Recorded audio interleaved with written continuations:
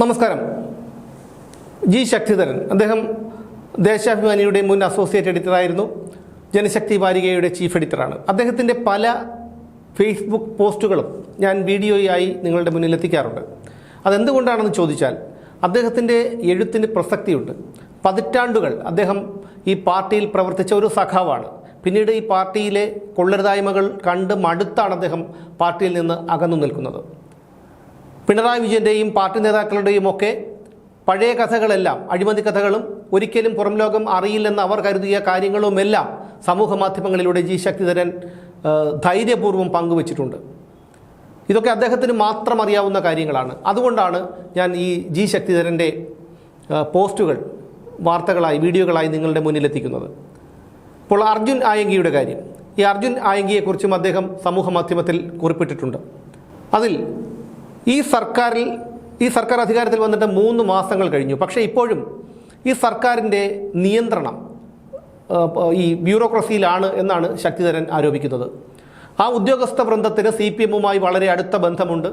ആ CPM ആണ് അവിടെ എന്തെങ്കിലും സർക്കാരുമായി ബന്ധപ്പെട്ട എന്തെങ്കിലും കാര്യങ്ങളോ നടന്നു കഴിഞ്ഞാൽ അത് ആ നിമിഷം തന്നെ AKG സെൻറ്ററിൽ അറിയുമെന്ന് ജി ശക്തിധരൻ ഈ പോസ്റ്റിലൂടെ പറയുന്നുണ്ട്. അപ്പോൾ അദ്ദേഹം ഈ പോസ്റ്റ് ഞാൻ ആദ്യം വായിക്കാം. എന്നിട്ട് അദ്ദേഹം പറയുന്നത് എന്താണ്? അദ്ദേഹം പറയുന്നതിൽ ഒരുപാട് കാര്യങ്ങളുണ്ട്, ഒരുപാട് ഗൗരവകരമായിട്ടുള്ള വിഷയമാണ്. അതൊരു ഫേസ്ബുക്ക് പോസ്റ്റ് എന്ന് കരുതി നമുക്ക് തള്ളിക്കളയാൻ കഴിയുന്നതല്ല. പലരും പറയാൻ മടിക്കുന്ന ഒരു കാര്യം. ചിലരൊക്കെ വിചാരിക്കും, ഞാൻ എന്തിന് പുലിവാല് പിടിക്കണം, അതുകൊണ്ട് ഞാൻ ഇത്രയും നാൾ പാർട്ടിയിൽ നിന്നു, എനിക്ക് സമാധാനപരമായി ജീവിച്ചുകൂടെ എന്നൊക്കെ ചിന്തിക്കുന്നവരുണ്ടാകാം. പക്ഷേ അതിൽ നിന്ന് വ്യത്യസ്തനാണ് ജി ശക്തിധരൻ.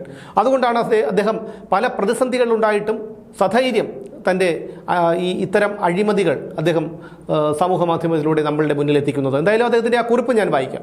ആയങ്കിമാരെ തൊട്ടാൽ ചിലർക്ക് പൊള്ളും എന്നാണ് അതിൻ്റെ തലക്കെട്ട്.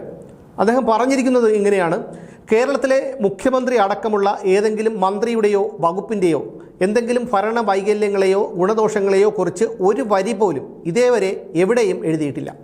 2 മാസത്തിനുള്ളിൽ അത്ര വലിയ ഹിമാലയൻ വിഡ്ഢിത്തരങ്ങൾ സംഭവിച്ചിട്ടുണ്ട് എന്നും കരുതുന്നില്ല. എങ്കിലും ചില താളപ്പിഴകളുണ്ട്. ജനങ്ങളുടെ സ്വപ്നങ്ങൾക്കൊപ്പം എത്തിപ്പിടിക്കാൻ മന്ത്രിമാർക്ക് കഴിയുന്നില്ല. മന്ത്രിമാർ നിഷ്കളങ്കരാണ്. ഭരണ നൈപുണ്യം പൊതുവേ കുറവാണ്. മന്ത്രിമാർ പലരും മധുവിധു നാളിൽ പോലും ആലസ്യത്തിലാണ്. ഭരണയന്ത്രത്തിൻ്റെ കടിഞ്ഞാൺ ഇപ്പോഴും ഇടതുപക്ഷ ബ്യൂറോക്രസിയുടെ കയ്യിലാണ്. ഏത് വകുപ്പിലെ പ്രധാന കാര്യവും പാർട്ടി ഫ്രാക്ഷനാണ് ഇപ്പോഴും തീരുമാനിക്കുന്നത്. ഇതൊന്നും മുറിച്ചു മാറ്റാൻ ഭരണപക്ഷത്തിന് കഴിഞ്ഞിട്ടില്ല.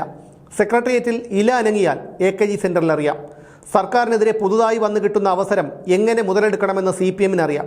ആ യന്ത്രം പ്രവർത്തിച്ചു തുടങ്ങാൻ പോകുന്നതേയുള്ളൂ. ആ കവചമൊരുക്കിയാൽ ഒരു അർജുൻ ആയങ്കിയെയും തൊടാനാകില്ല. അയാളെ തൊടണമെങ്കിൽ തലതൊട്ടപ്പനെ തൊടണം. അത് അചിന്ത്യമാണ്. കേരളത്തിലെ ഏറ്റവും വലിയ മാഫിയ ആരാണെന്ന് കേരളത്തോട് ഒരു വ്യാഴവട്ടം മുമ്പ് മറച്ചുകെട്ടില്ലാതെ വെട്ടിത്തുറന്നു പറഞ്ഞത് ഒരു സീനിയർ ന്യായാധിപനാണ്. വന്ധ്യവയോധികനായ ജഡ്ജിക്കെതിരെ മാഫിയ തലവൻ എന്ന് ആരോപിക്കപ്പെടുന്നയാൾ മാനനഷ്ട കേസ് കൊടുത്തു. തെളിവ് തരാമെന്നും ആരോപണത്തിൽ ഉറച്ചു നിൽക്കുന്നുവെന്നും ജഡ്ജി വെല്ലുവിളിച്ചു. മാഫിയ തലവൻ എന്ന് ആരോപിക്കപ്പെട്ടയാൾ പിന്നീട് നിസ്സങ്കോചം കോടതിയിൽ മാപ്പെഴുതി കൊടുത്ത് തടിതപ്പി. കേസുമില്ല, ഒരു പുല്ലുമില്ല. ഭരണത്തലവനായി സത്യപ്രതിജ്ഞ ചെയ്തു.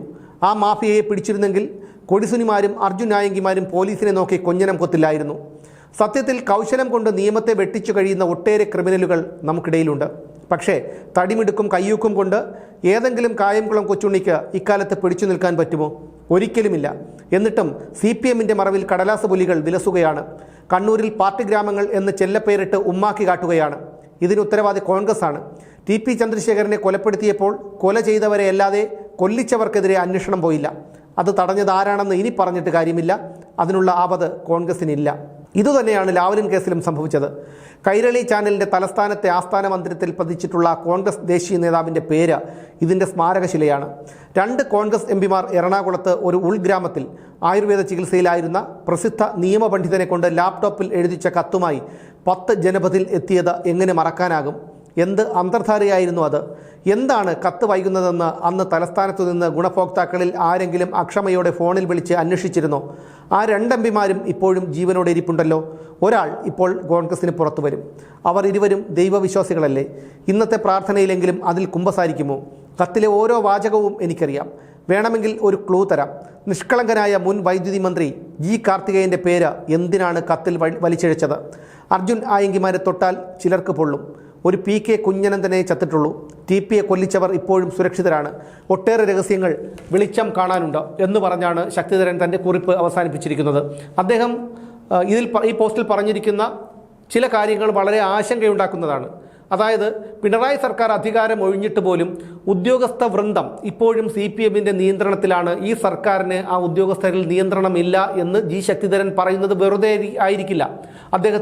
അദ്ദേഹത്തിൻ്റെതായിട്ടുള്ള സുഹൃത്ത് ബന്ധങ്ങളിൽ നിന്നും കിട്ടിയ അറിവ് കൊണ്ടായിരിക്കാം അദ്ദേഹം അത് പറയുന്നത്. എന്തായാലും കാര്യങ്ങൾ ഇങ്ങനെയാണ് പോകുന്നതെങ്കിൽ ഇത് ഒരുപാട് കാലം ഈ വണ്ടി മുന്നോട്ട് ഓടും എന്ന് നമുക്ക് കരുതാൻ കഴിയില്ല. കാരണം സർക്കാരിൻ്റെയും അല്ലെങ്കിൽ മന്ത്രിമാരുടെയും ചെറിയ വീഴ്ചകൾ പോലും അത് വലിയ രീതിയിൽ ഇടതു സൈബർ ഇടങ്ങളിൽ അത് പ്രചരിപ്പിക്കുന്നുണ്ട്. അത് ജനങ്ങളിൽ ചിലരെങ്കിലും അത് വിശ്വസിക്കുന്നുണ്ട്. കാരണം ഈ മന്ത്രിസഭയിലെ നിരവധി പേർ, ഭൂരിപക്ഷം പേരും പുതിയ മന്ത്രിമാരാണ്. അവർക്ക് ഭരണപരിചയമില്ല.